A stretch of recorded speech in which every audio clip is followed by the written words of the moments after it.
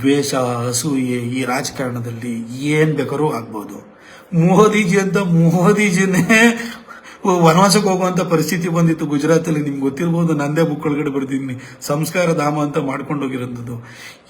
ನಾವೆಲ್ಲ ಯಾವ ದೊಡ್ಡ ವಿಷಯನೂ ಅಲ್ಲ. ಆ ದೇದೀಪ್ಯಮಾನಾಗಿ ವಿರಾಜಿಸುವಂಥ ಸೂರ್ಯನಿಗೆ ಗ್ರಹಣ ಹೊಡಿತದೆ. ನಮಗೆ ಯಾವ ವ್ಯತ್ಯಾಸವಲ್ಲ. ಆದರೆ ನಾನು ನಿಮ್ಗೆ ಇಷ್ಟೇ ಹೇಳೋವಂಥದ್ದು, ರಾಜಕಾರಣ ಏನೇ ಇರ್ಬೋದು, ಕೊಟ್ಟ ಕೆಲಸವನ್ನು ಅಚ್ಚುಕಟ್ಟಾಗಿ ಮಾಡಿ ಸಹಿ ಅನಿಸ್ಕೊಳ್ಳೋದ್ರಲ್ಲಿ ಬಹಳಷ್ಟು ಆತ್ಮಸಂತೃಪ್ತಿ ಇದೆ. ಕಳೆದ ಒಂದು 4-5 ದಿನಗಳಿಂದ ನೀವು ತೋರಿದಂಥ ಪ್ರೀತಿ ಇದೆಲ್ಲ ನಂಗೆ ತುಂಬ ಖುಷಿಯಾಗಿದೆ. ಈ ಪದವಿ ನಾನೀಗ MP ಆಗಿದ್ದೀನಿ, ನಾನು MP ಆಗೇ ಸತ್ತು ಹೋಗಲ್ಲ. ಒಂದಿನ ಪೊಲಿಟಿಕಲ್ ರಿಟೈರ್ಮೆಂಟ್ ಇರ್ತದೆ. ಪೊಲಿಟಿಕ್ಸ್ ಅಂತ ಜನನೇ ಸಾಕು ಅಂತ ನಿಲ್ಲಿಸ್ಬೋದು. ಏನು ಬೇಕಾದ್ರೂ ಆಗ್ಬೋದು, ನಮ್ಮ ನಸೀಬು ಕೆಡ್ಬೋದು, ಏನು ಬೇಕಾದರೂ ಆಗ್ಬೋದು. ಆದರೆ ನಾವು ಇರುವಾಗ ಎಷ್ಟು ಕೆಲಸವನ್ನು ಮಾಡಿದ್ದೀವಿ ಅಂತ ಹೇಳ್ಬಿಟ್ಟು ನಾವು ಆ ಒಂದು ಜನರಿನ ಒಂದು ಪ್ರೀತಿ ವಿಶ್ವಾಸವನ್ನು ಗಳಿಸ್ಕೋತೀವಲ್ಲ, ಅದಷ್ಟೇ. ಎಷ್ಟೊಂದು ಸರಿ ಯಾರು ಮಾಸ್ಟರ್ ಹಿರಣ್ಯ ಅವ್ರು ಯಾವಾಗಲೂ ನಾಟಕದಲ್ಲಿ ಹೇಳೋರು, ಇದು ಕೆಲವರು ಮಕ್ಕಳು ಬದುಕಿದ್ರು ಸತ್ತವ್ರಂಗೆ ಇರ್ತಾರೆ, ಅದು ಸತ್ತು ಬದುಕಿರಬೇಕು ಅಂತೇಳಿ ಹೇಳ್ಬಿಟ್ಟು ನಮ್ಮ ಯಡಿಯೂರಪ್ಪ ಸಾಹೇಬ್ರು ಯಾವಾಗಲೂ ಹೇಳ್ತಾರೆ, ಮಾತಾಡದೆ ಸಾಧನೆ ಆಗಬಾರ್ದು, ಸಾಧನೆ ಮಾತಾಡಬೇಕು ಅಂತ. ನನ್ನ ಕೆಲಸ ಮಾತಾಡಿದ್ರಿಂದಾಗಿ ನೀವು ಇಷ್ಟೆಲ್ಲ ಪ್ರೀತಿಯನ್ನು ತೋರಿಸಿದ್ರಿ.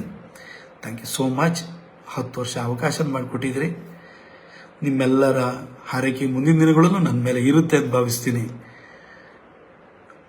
ಕೆಟ್ಟವರ ಅಸೂಯೆ ಮತ್ತು ಕೆಟ್ಟತನಕ್ಕೆ ಶಕ್ತಿ ಇದೆ ಅನ್ನೋದಾದರೆ, ಒಳ್ಳೆಯವರ ಹಾರೈಕೆ, ಪ್ರೀತಿ, ಆಶೀರ್ವಾದಕ್ಕೂ ಕೂಡ ದೊಡ್ಡ ಶಕ್ತಿ ಇರಬೇಕಲ್ವಾ? ನಿಮ್ಮೆಲ್ಲರ ಪ್ರೀತಿ, ಹಾರೈಕೆ, ಆಶೀರ್ವಾದ ನನ್ನ ಮೇಲೆ ಇದೆ ಅಂತ ನನಗೆ ಗೊತ್ತು. ಅದು ಕಳೆದ 3 ದಿನಗಳಿಂದ ನೋಡಿದೆ. ನನ್ನ ಎಷ್ಟೋ ಸರಿ ಏನೋ ಒಂದು ಸರಿ ಎಂಥದೋ ನನ್ನ ಬಗ್ಗೆನೇ ಯಾವುದೋ ನನ್ನ ವರ್ತನೆಗೆ ಕೆಲಸ ಮಾಡ್ತಾನೆ, ಆದ್ರೆ ಮೂಡಿಯವನು ಯಾವ ಬೈತಾನೆ ಅಂತ ಗೊತ್ತಿಲ್ಲ ಅಂತ ಹೇಳ್ಬಿಟ್ಟು ನಾನು ಬೈಕೊಂಡು ಓಡಾಡೋರು ಕೂಡ ನನ್ನನ್ನು, ಅಯ್ಯೋ ಅವನಿಗೆ ಮಾತ್ರ ಟಿಕೆಟ್ ಮಿಸ್ ಆಗಬಾರ್ದು, ಅವನು ಒಳ್ಳೆ ಕೆಲಸ ಮಾಡ್ತಾನೆ, ಅವ್ನು ಏನಾರು ಇರಲಿ ಅವನು ಒಳ್ಳೆ ಕೆಲಸ ಮಾಡ್ತಾನೆ ಅಂತೇಳಿ ಅವರು ಫೇಸ್ಬುಕ್ಕಲ್ಲಿ ನನ್ನ ಬೈತಾ ಇದ್ದವರು ಫೇಸ್ಬುಕ್ಕಲ್ಲಿ ಇವನಿರಬೇಕು. ಎಡಪಂಥೀಯರು ಕೂಡ ನನ್ನದ್ರೊಳಗಡೆ ಕೆಲಸ ಮಾಡೋದ್ರಲ್ಲಿ ಕೂಡ ಅವನ್ನ ಮಾತಾಡೋಂಗಿಲ್ಲ, ಅವನಂತ MP ಇರಬೇಕು ಅಂತೇಳಿ ನೀವು ನನ್ನ ಡಿಟ್ರಾಕ್ಟರ್ಸ್ ಅಂತ ಯಾರು ನನ್ನನ್ನು ಟೀಕಿಸುವಂಥವ್ರು ಕೂಡ ಪ್ರೀತಿಯ ಮಾತುಗಳನ್ನಾಡಿದಿರಿ. ನ್ಯೂಸ್ ಫಸ್ಟ್, ನಿರ್ಭೀತಿಯಿಂದ ನಿಮ್ಮ ಪರವಾಗಿ.